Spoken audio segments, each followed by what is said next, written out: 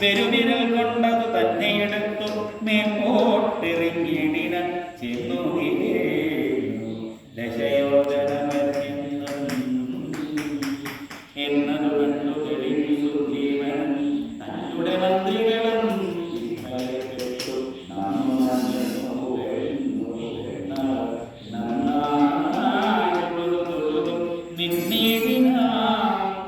പിന്നെയുമർ കർമ്മജൻ പറഞ്ഞിടിന മന്നവാ ആദിക്കുമൻ പിടിച്ചിടുവാനായുള്ള സാധനങ്ങളെ